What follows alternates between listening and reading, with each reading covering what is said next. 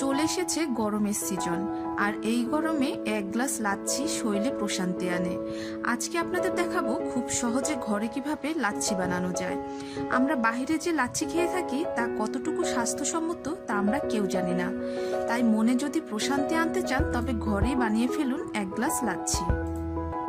লাচ্ছি বানানোর জন্য একটি ব্লেন্ডারে নিয়ে নেব 1 কাপ মিষ্টি দই, হাফ কাপ দুধ, 1/4 কাপ চিনি, 1/3 কাপ ঠান্ডা পানি এবং নিয়ে নেব 3-4টা বরফের টুকরো।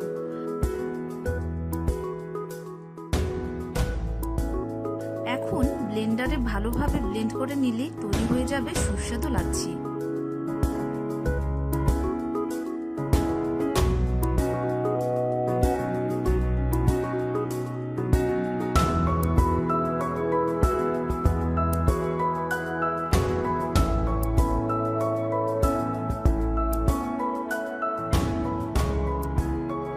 এই লাচ্ছির স্বাদ একদম রেস্টুরেন্টের লাচ্ছির মতোই।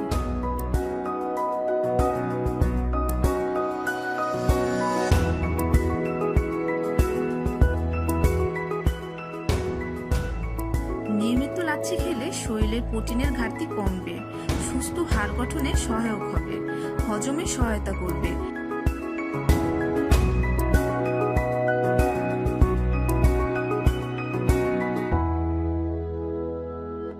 এছাড়া পরিত্রাণ পাবে বিভিন্ন স্বাস্থ্য সমস্যা থেকে।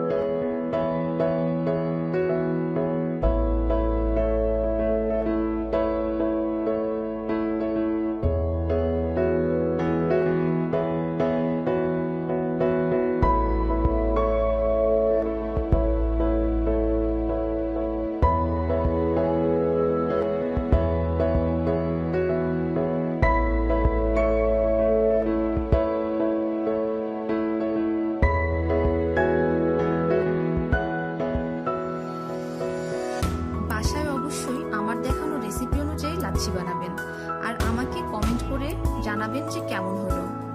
আর রেসিপিটি ভালো লাগলে আমার চ্যানেলে অবশ্যই সাবস্ক্রাইব করবেন। হেলদি খান, হেলদি থাকুন।